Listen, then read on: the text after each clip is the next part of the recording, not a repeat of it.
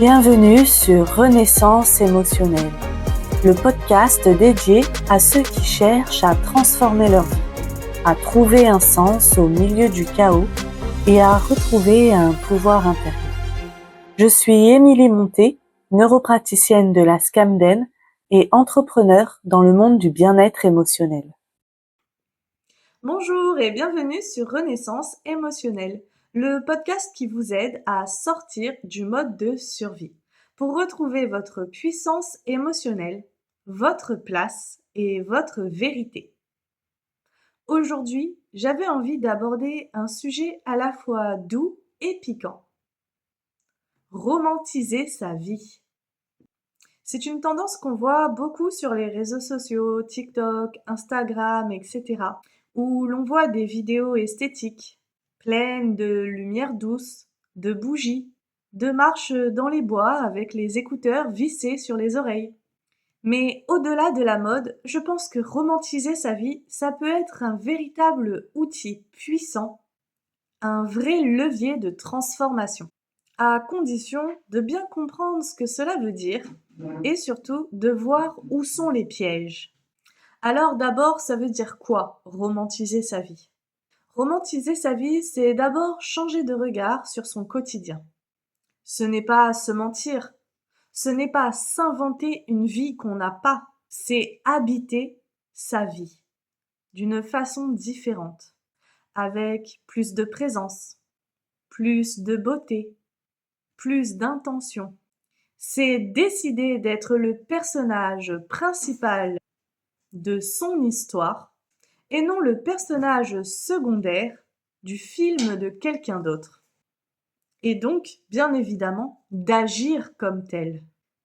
Mais pas pour faire semblant, pas pour les autres, pas pour tourner une simple vidéo, non. Mais parce que l'on décide que sa vie mérite du soin, de l'attention, de la beauté.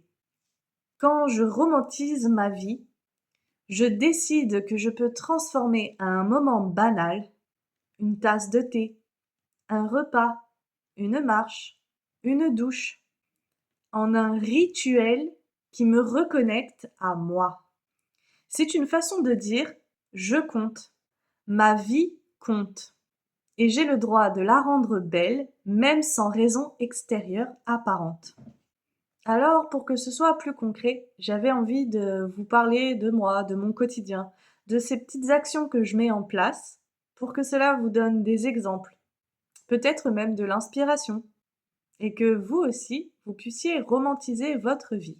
Romantiser ma vie, c'est quelque chose que j'ai appris dans les moments où j'étais à bout, où tout tournait autour des autres, autour des obligations, autour des il faut que et des je dois. Alors, c'est des moments que je m'accorde.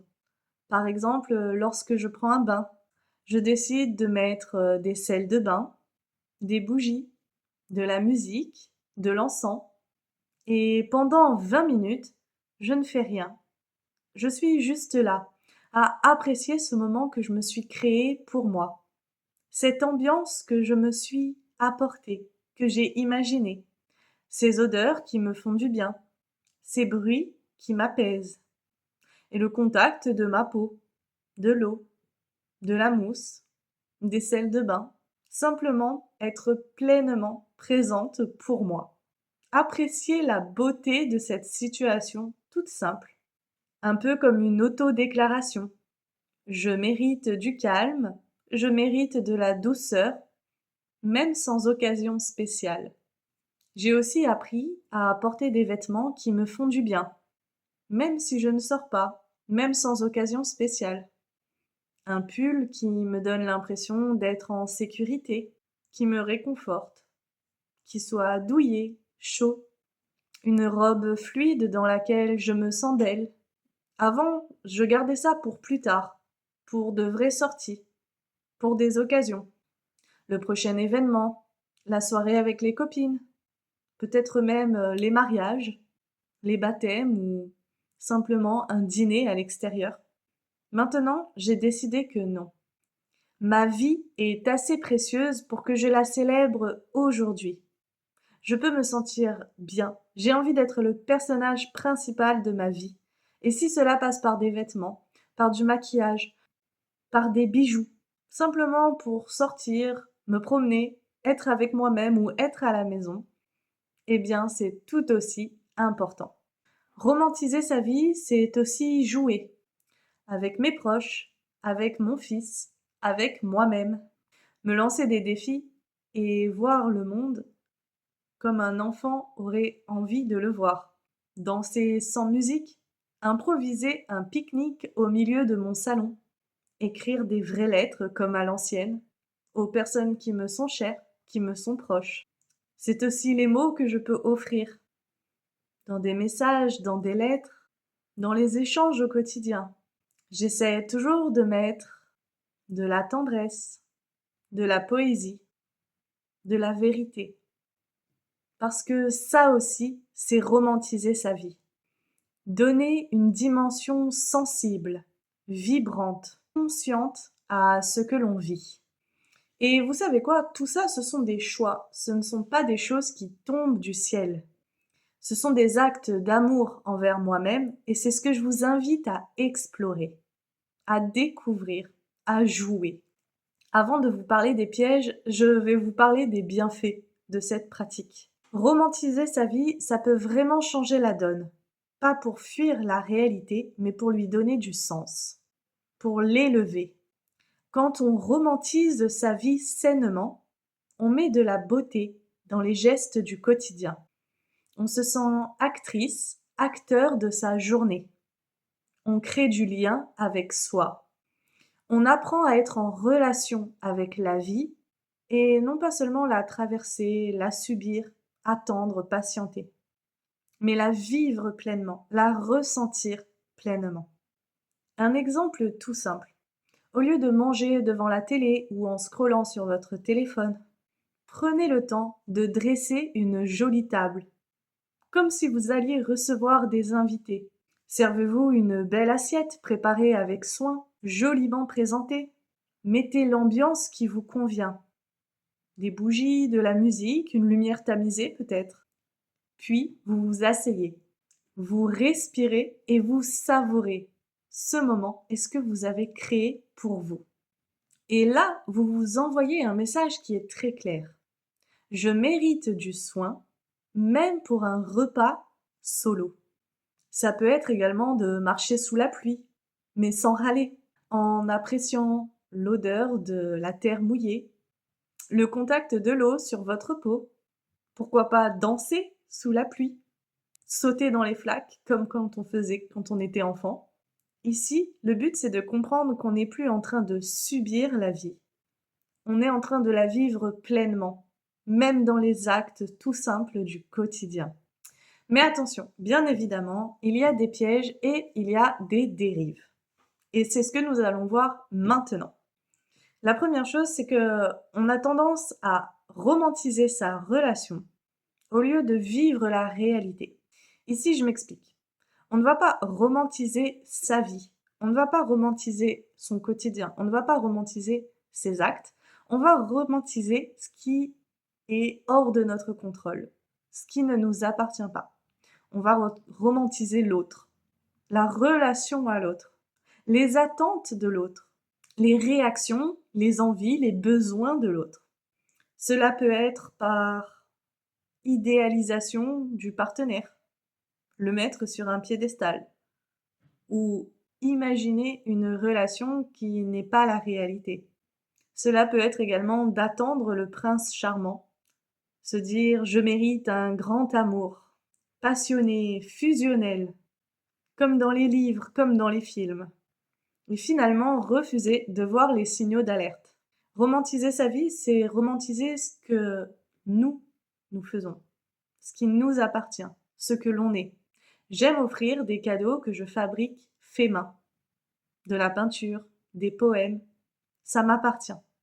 C'est quelque chose qui est réel, qui est concret et sur lequel j'ai du pouvoir. Romantiser l'autre ou la relation que l'on peut avoir avec l'autre, c'est un piège. Tout comme celui de croire que le conflit, la douleur et les blessures font partie de l'amour. C'est très lié à l'inconscient collectif, à ce que l'on a vu dans la culture, dans les livres, dans les films, dans les chansons. Prenez Roméo et Juliette, par exemple. Deux adolescents qui se connaissent à peine et qui meurent pour s'aimer. Et ça, c'est devenu un symbole du grand amour. On voit ça comme quelque chose de romantique, de beau. On apprend ça au lycée, on le voit encore dans les films. Mais en réalité, c'est une tragédie et pas un modèle. Combien de femmes restent dans des relations dysfonctionnelles en se disant que si c'est dur, si c'est compliqué, si ça fait mal, c'est que c'est fort, c'est que c'est intense, c'est que c'est beau. Alors je le dis et je le redis, non, aimer, ce n'est pas souffrir. Ce qui m'amène à la deuxième dérive, au deuxième piège que l'on peut se créer. C'est romantiser sa douleur. Ça aussi, on nous l'a beaucoup vendu. Des chansons qui glorifient le chagrin. Des poèmes qui nous disent que plus on souffre, plus on est un être profond. Que cela développe notre créativité, notre sensibilité. Que cela fait de nous des êtres plus forts. Des films où on voit l'héroïne pleurer sous la pluie, avec le mascara qui coule. Et nous, on trouve ça beau. Mais non, en réalité, ce n'est pas beau, c'est triste. La souffrance mérite d'être écoutée, oui, mais elle ne mérite pas d'être idéalisée. Souffrir ne nous rend pas plus vrais. Souffrir ne nous rend pas plus forts. Souffrir ne nous rend pas plus profonds, plus authentiques, plus sensibles. Vous n'avez pas à rester dans votre douleur pour prouver votre valeur. Vous avez le droit de choisir la joie, la légèreté, le fun, même si vous avez un passé qui peut être lourd. Alors, comment faire pour romantiser sa vie sans tomber dans ces pièges? Ici, j'avais envie de vous proposer 4 pistes à explorer. D'abord, posez-vous cette question. Qu'est-ce que ferait mon moi, personnage principal, aujourd'hui? Peut-être qu'elle mettrait du rouge à lèvres juste pour elle. Peut-être qu'elle irait écouter un podcast qui lui fait du bien. Elle irait peut-être mettre des crèmes, se faire un massage, se détendre. Elle écrirait dans un carnet des rêves fous. Avec les beaux jours qui reviennent, elle se préparerait un pique-nique à déguster sur la plage. La deuxième piste, c'est d'aller vous créer des rituels. Une tisane avant de dormir dans votre tasse préférée. Une musique douce quand vous cuisinez. Des moments de danse quand vous êtes seul. Le matin pour vous mettre en joie, le soir pour vous relaxer. Ce sont des petits actes quotidiens qui ont un grand pouvoir. Troisième piste que vous pouvez explorer, c'est de reprendre la narration de votre histoire. Vous avez souffert? Oui. Mais vous êtes bien plus que ça. Ne romantisez pas votre douleur, honorez votre force. Créez-vous des histoires qui parlent de votre courage, de votre lumière, de vos choix. Et si vous en ressentez le besoin, faites-vous accompagner par un professionnel pour aller libérer les blessures et les traumatismes qui sont trop lourds et qui vous pèsent. Je serai ravie de vous accompagner et d'en parler plus en profondeur si vous me contactez en privé. Et la dernière piste à explorer, c'est de vous inspirer sans vous comparer. Ce que vous voyez sur les réseaux sociaux ou dans les films, ce n'est pas la réalité. Ce sont des mises en scène. C'est une vitrine. C'est ce que les autres acceptent de montrer, de créer, souvent de faire semblant. Alors oui, votre vie peut être poétique. Elle peut être belle, elle peut être vraie, même quand elle est imparfaite, surtout quand elle est imparfaite. Alors, pour terminer, j'ai envie de dire, romantiser sa vie, ce n'est pas mettre un filtre rose sur tout ce que l'on voit, tout ce que l'on vit, tout ce que l'on fait. C'est se rappeler qu'on a le droit d'aimer sa vie, même dans les détails les plus simples. C'est créer une vie douce, chaude, vibrante, qui nous fait du bien, pour nous et non pas pour les autres. Alors aujourd'hui, je vous invite à poser un acte. Choisissez un geste d'amour pour vous. Faites-le, posez-le dans la matière. Faites-le sans culpabilité. Vous pouvez même le partager en commentaire, dire qu'est-ce que ce sera. Et si vous l'avez déjà fait, qu'est-ce que ça vous apporte? Qu'est-ce que ça vous a fait? Comme toujours, je vous invite à partager vos retours en commentaire. Merci de m'avoir écouté jusque-là. Si cet épisode vous a plu, autorisez-vous à le partager à des personnes qui pourraient aussi en avoir besoin. Et on se retrouve la semaine prochaine pour un nouvel épisode de Renaissance émotionnelle. Et souvenez-vous, vous êtes le personnage principal de votre histoire.